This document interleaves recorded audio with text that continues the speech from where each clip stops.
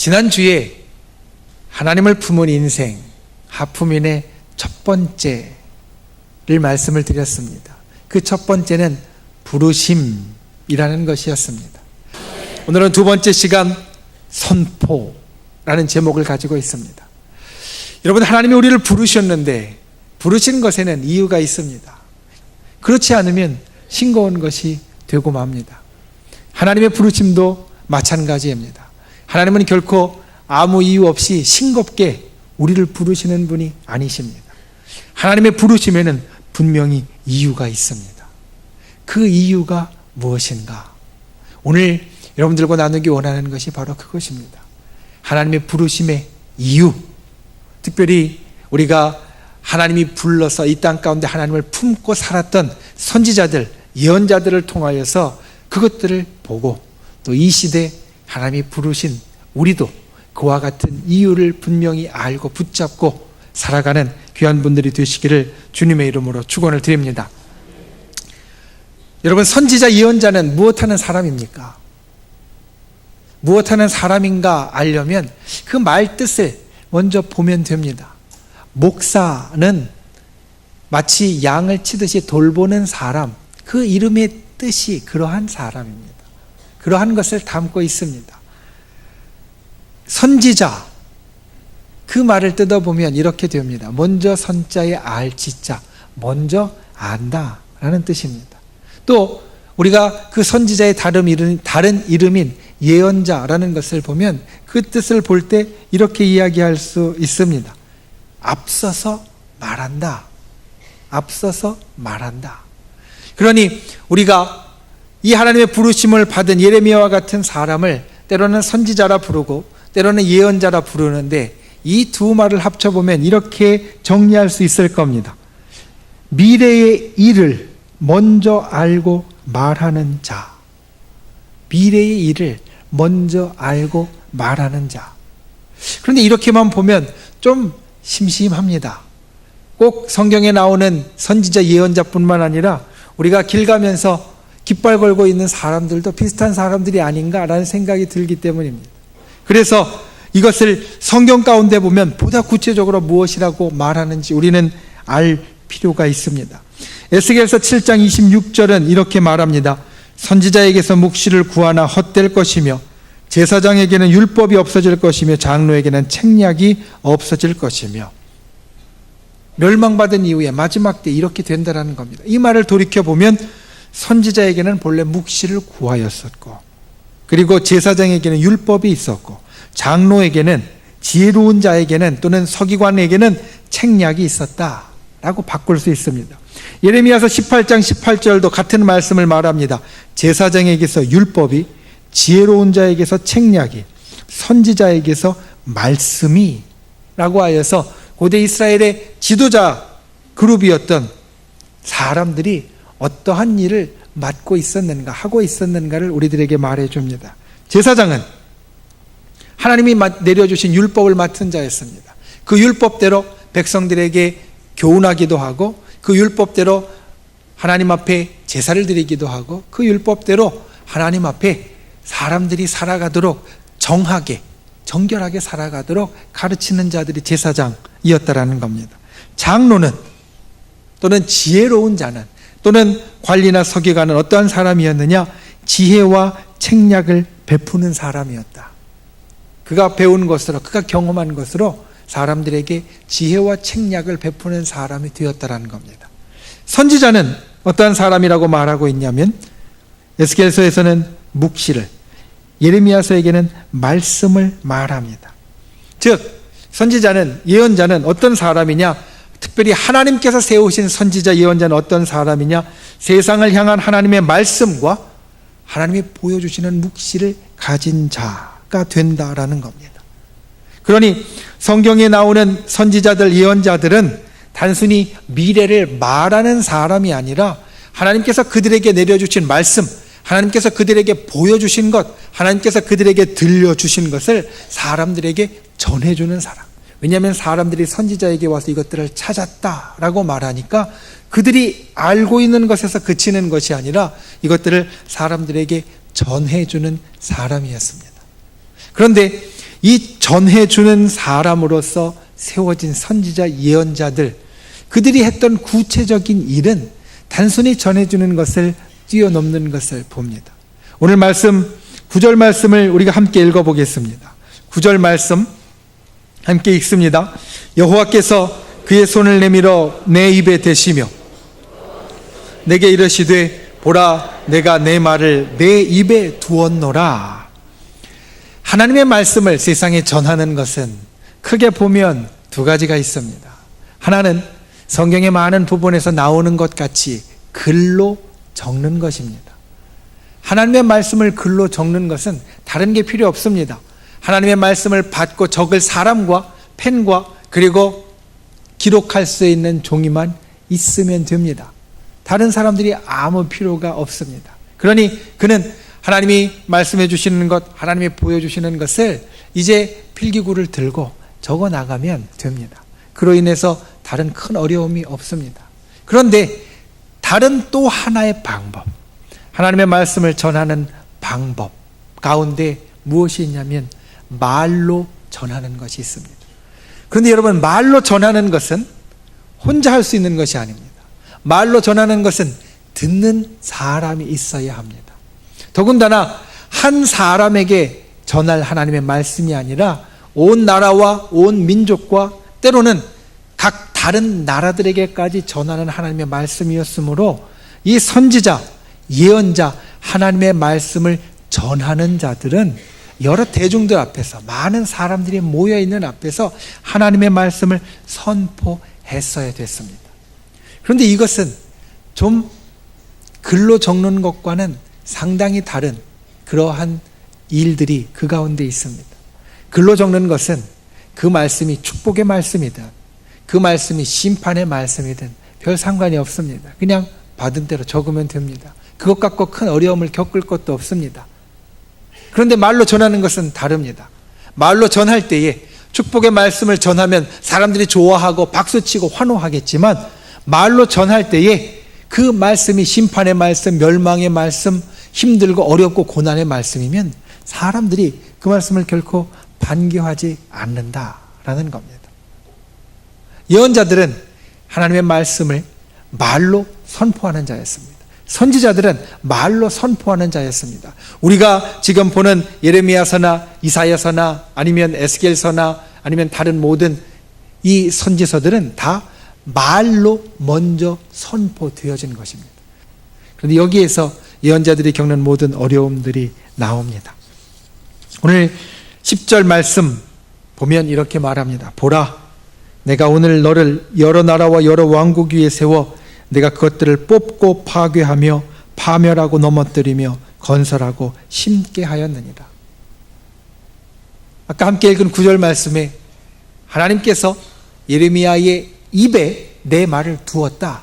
그러니 예레미야가 해야 할 일이 하나님께서 예레미야를 부르신 이유가 말로 선포하는 것이다 라는 것을 말씀하신 후에 어떤 것을 선포할 것인가에 대해서 10절 말씀에 이야기하는데 이렇게 말씀합니다.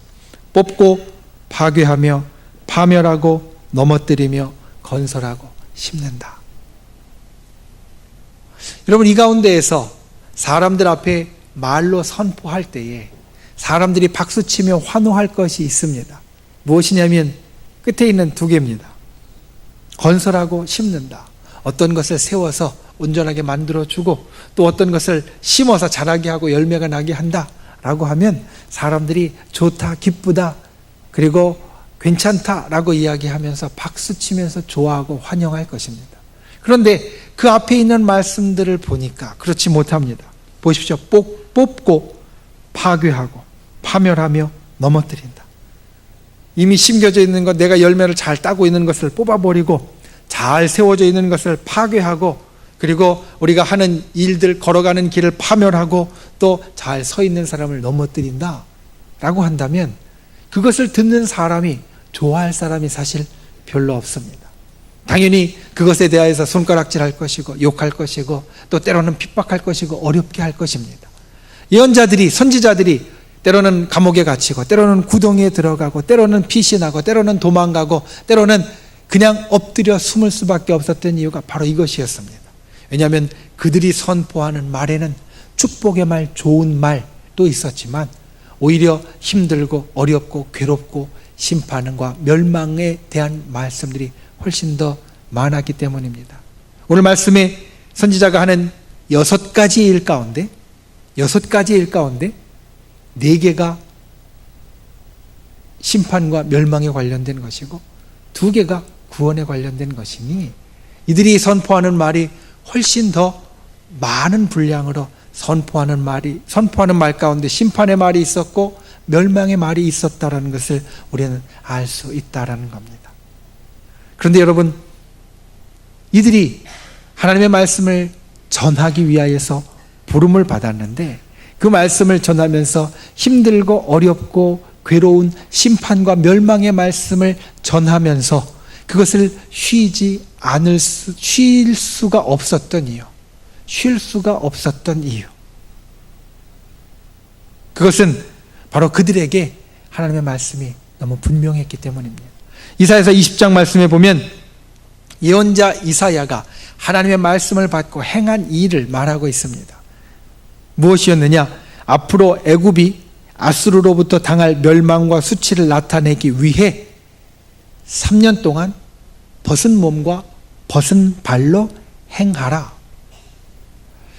이사야에 대해서 우리가 앞으로 보겠지만 이사야는 예루살렘에 있었던 고관이었습니다. 귀족이었습니다. 엘리트였습니다. 이사야가 하나님의 쓰임을 받으면서 그가 하는 말들, 그가 베푸는 것들이나 그가 알리는 것들을 보면 그가 그냥 저 밑에서 아무 일도 안 하고 그냥 아무것도 모르고 있다가 하나님이 들어 쓰신 사람이 아니라, 물론 하나님이 그렇게 쓰시는 사람도 있지만 당시에 이사야의 경우에는 그가 이스라엘에서, 특별히 사람들이 가장 많이 모여있는 예루살렘에서 좋은 교육을 받고 좋은 배경을 갖고 그리고 좋은 친구들과 좋은 상황 가운데에서 살았던 사람이다라는 것을 알 수 있다라는 겁니다. 그런데 여러분, 그에게 하나님이 말씀하십니다. 너는 3년 동안 벗은 몸과 벗은 발로 행하라. 이것을 우리가 하는 말로 바꾸면 너는 3년 동안 발가벗고 살아라 라는 겁니다. 어린아이 때는 발가벗고 살 수 있습니다. 또는 정신 나간 사람으로 여겨질 만한 사람이면 발가벗고 살 수도 있을 겁니다. 그런데 이사야는 아까 이야기했듯이 예루살렘의 고관이었고 귀족이었고 엘리트였습니다.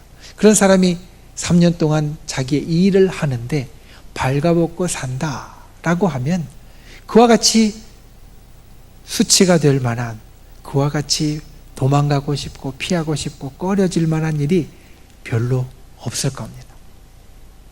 하나님께서 이사야에게 말씀을 하셨는데, 그런데 이사야에게 하신 말씀, 이사야가 도저히 받아들이기 어려운 것이었다라는 겁니다. 3년 동안 벌거벗고 살아라. 더군다나 신발도 신지 말라라는 겁니다. 이 뜨거운 지역에서 살면서 밖에 모래 위를 걸어 다니는데 신발도 신지 말고 아무것도 입지 말고 다니라.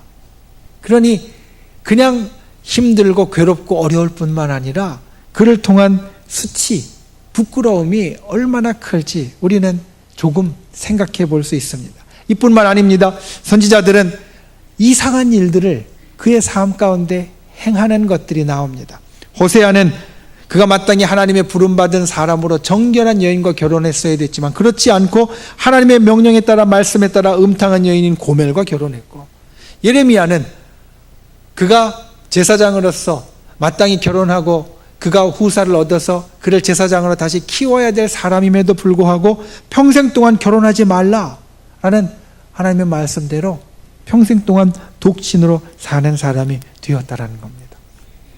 왜 이 사람들이, 왜 선지자들이, 왜 예언자들이 사람들이 그와 같이 힘들게 하고 괴롭게 하고 어렵게 하고 손가락질하고 욕하고 때로는 감옥에 갇히는 그러한 일을 할 때에도, 또 때로는 그가 무엇보다도 큰 수치 가운데, 무엇보다도 큰 부끄러움 가운데, 또 무엇보다도 힘들고 괴로운 일 가운데 들어가면서도 그 일을 할 수밖에 없었는가?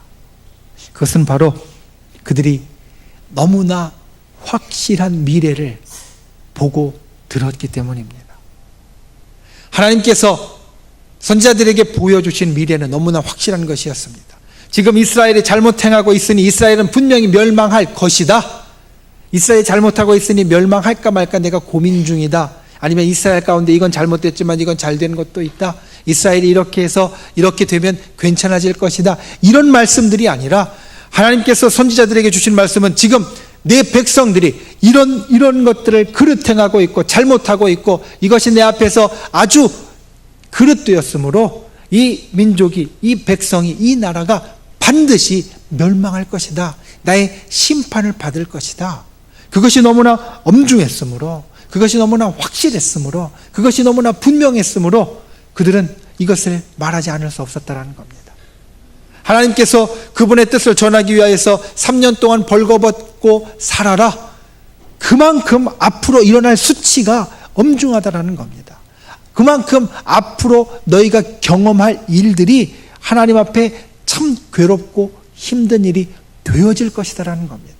그것을 보여주라 하시니, 그것을 나타내라 하시니, 그것을 백성에게 선포하라 하시니 그들은 그것을 하지 않을 수가 없었습니다. 너무나 분명한 하나님의 뜻이 있기 때문에 그들은 모든 방법으로 그 뜻을 전할 수밖에 없었다는 겁니다. 때로는 선포로, 때로는 온 몸을 다하여, 때로는 내가 살아가는 나의 삶 전체를 가지고 하나님께서 이 땅 가운데 이루실 일들을 그들은 말할 수밖에 없었습니다. 그들은 하나님을 품은 사람이었습니다. 그리고 하나님을 품었기 때문에 이 품은 것이 그들의 말을 통하여, 그들의 삶을 통하여, 그들의 생활을 통하여 나타날 수밖에 없었다는 겁니다.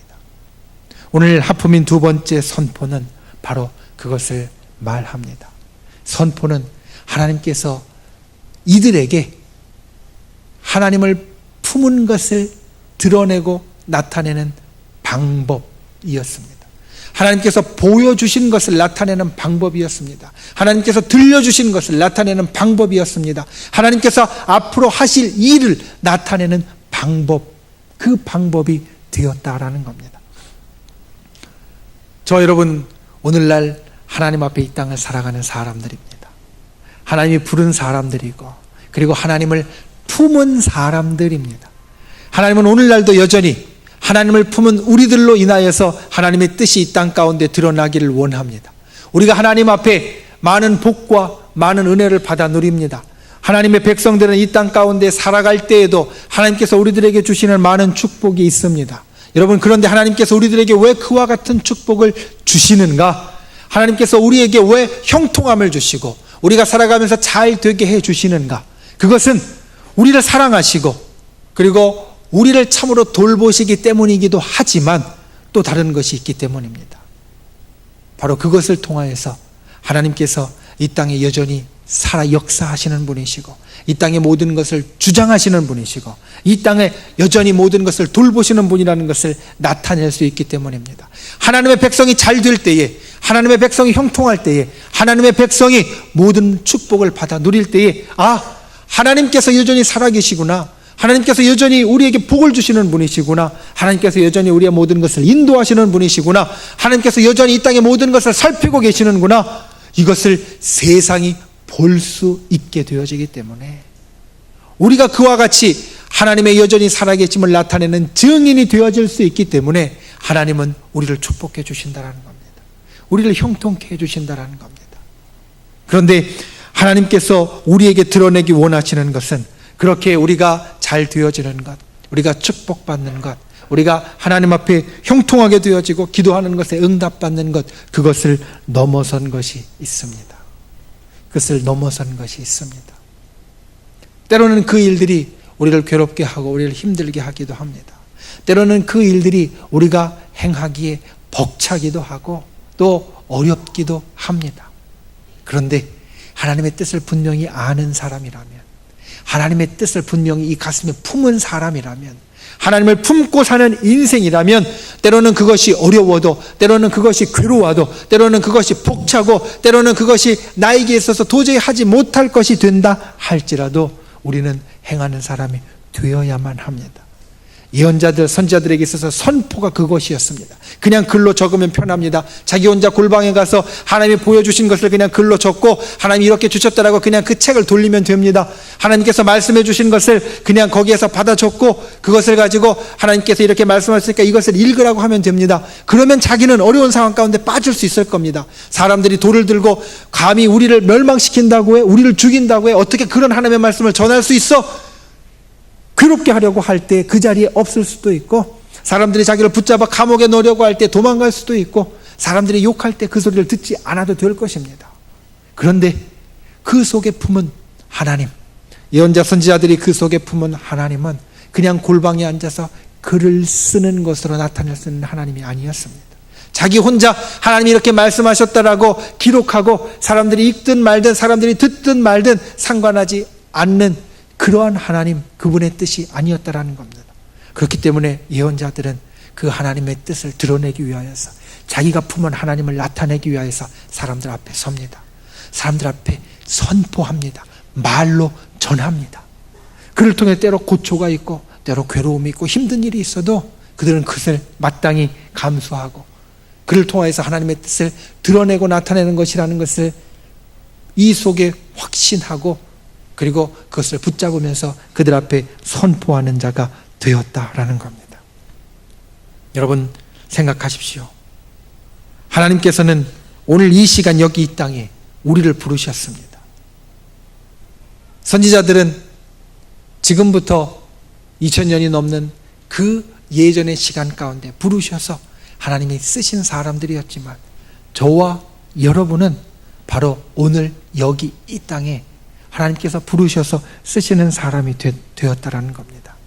그리고 하나님은 부르신 우리들에게 오늘날도 여전히 하나님의 뜻과 하나님의 마음을 알려주십니다.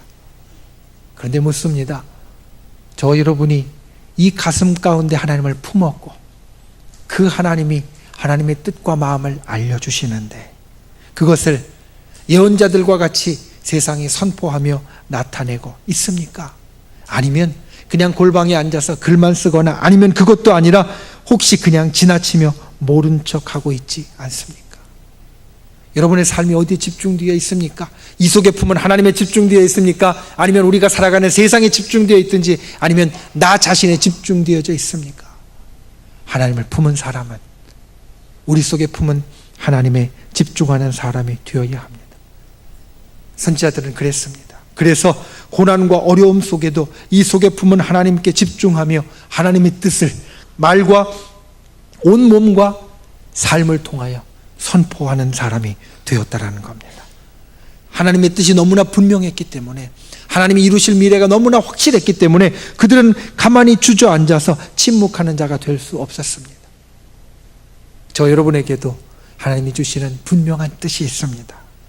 그 뜻을 언제나 기억하는 분들이 되시길 바랍니다. 그리고 나타내는 분들이 되시길 바랍니다. 우리 속에 품은 하나님은 나 혼자로 만족하라고 이 우리 속에 들어오시는 것이 아니라, 하나님을 품은 우리를 통하여 이 세상에 하나님의 뜻이 드러나고 하나님의 마음이 알려지기 위하여서 우리 속에 들어오셨다라는 겁니다.